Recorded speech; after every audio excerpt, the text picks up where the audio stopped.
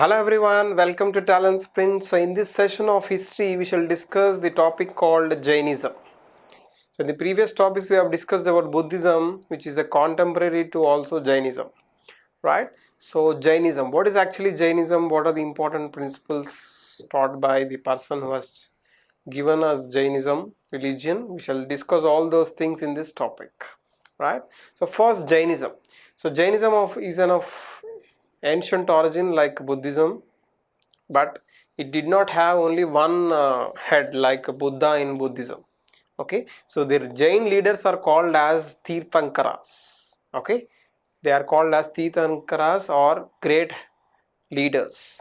So they are 24 in number. The first Tirthankara was called as Rishabhadev or Rishabhanatha. People call him also Adinatha. He was the first Jain Tirthankara. Okay, and he was mentioned in Rigveda also. This is also one more important question about Rishabhanatha. It was mentioned in the Rigveda. Okay, have you gone through the Bahubali statue in Shravana Belagola of Karnataka? Okay, this original Bahubali or Gomateshwara is the son of Rishabhanatha. Okay, so Bahubali belongs to Jainism. He is the son of the first Tirthankara Rishabhanatha and is also mentioned in Rigveda.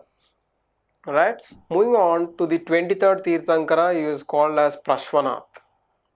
Right, he was 23rd Tirthankara and he was living in a royal family in Varanasi and he has taken up the ascetic life under Jainism. And the last leader, that is the 24th Tirthankara, he is our Vardhamana Mahavira.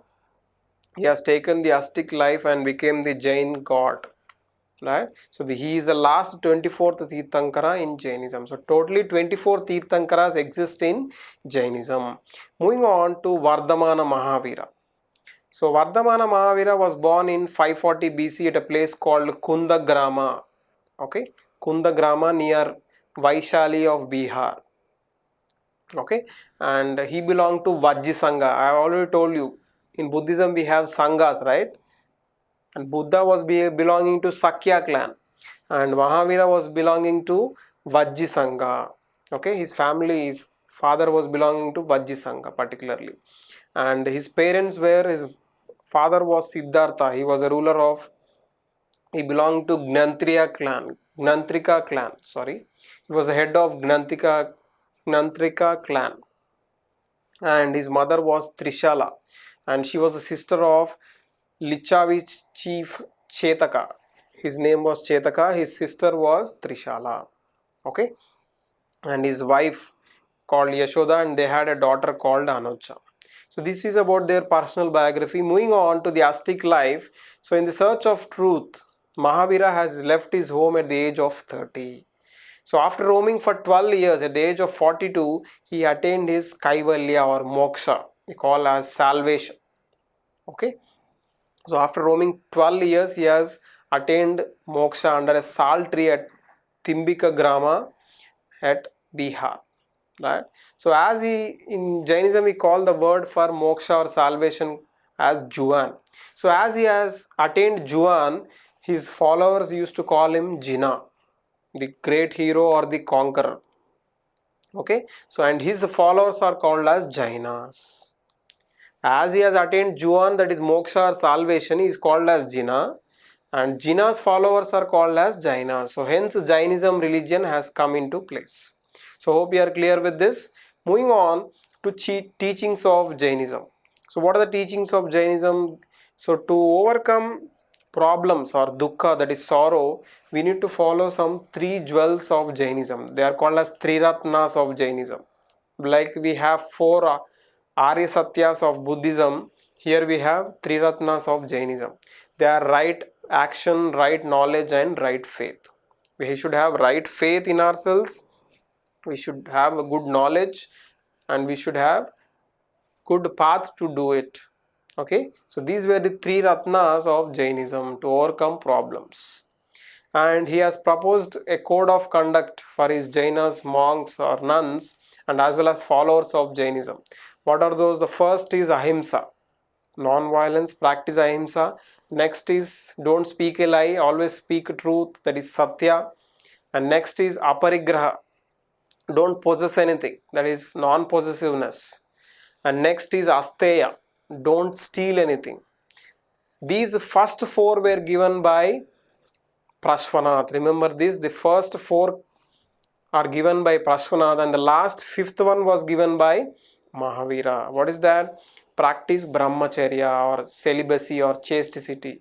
All these, this fifth one, brahmacharya, was given by, so he told that go for an ascetic life. Buddha did not say go for ascetic life, he said go for middle path, right?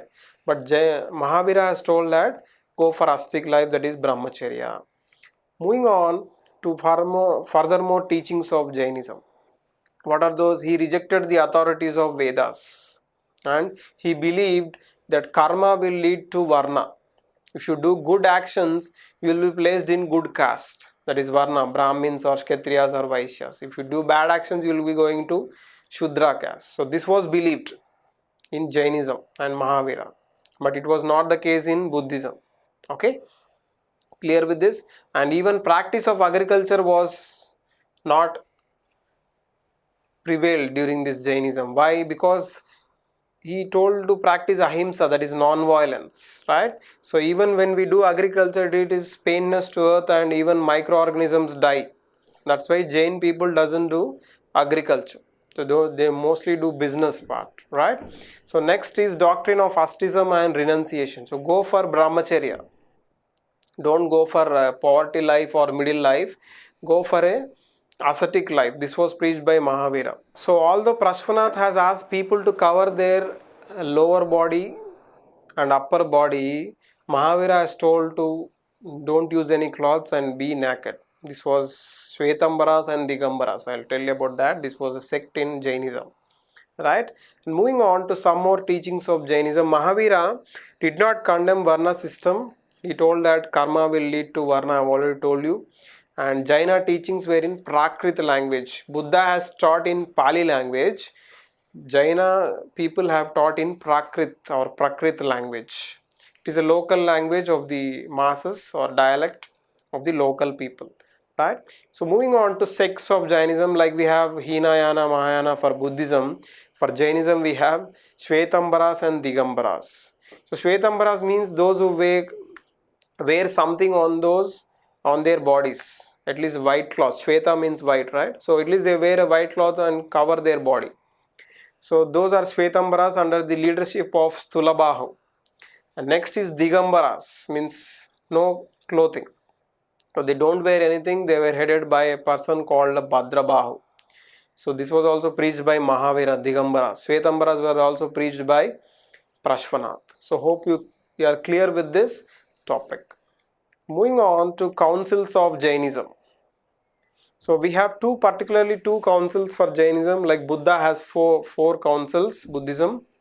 So Jainism has two councils. So first council was held in 300 BC, that is the start of 3rd century BC, and it was held at Patliputra, Patna, okay, and under the leadership of Stulabahu. Okay, and what was the outcome? 12 Angas were compiled in Jainism literature. Angas means chapters. So 12 Angas were compiled in Jaina literature. The next is second Jaina council. It was held at Vallabhi of Gujarat in the year 512 AD. Right? The outcome was 12 Upa Angas were compiled for the Jaina literature under the leadership of Devaradi Shkamara Samana. Okay, so these were the two Jainist councils which were held after the mostly. So both were held after the death of Vardhamana Mahavira. Clear with this? Moving on to decline of Jainism. So we have seen about the teachings of Jainism. We have studied entirely about Jainism. Now we shall see how Jainism has declined.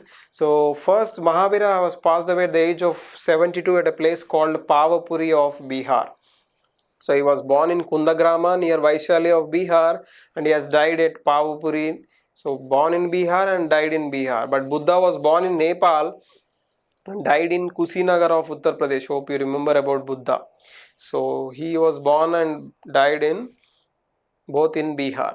Next, while the Jain monks of ancient India has preached Jainism to other people, but the later Jain monks have not preached to other people, but they were conservative. Because of this, the decline of Jainism happened. Okay, and some more things like warriors and Brahmins were they quitted Jainism and became they went under the control of Baniyas or merchant people. They were money minded, all those things, so they did not wanted to go for Jainism. And moving on to the Jainism, it was divided into two sects, Setambras and Digambras. So this division has brought a lot of clashes between the Jainist people, and it has brought the decline in Jainism.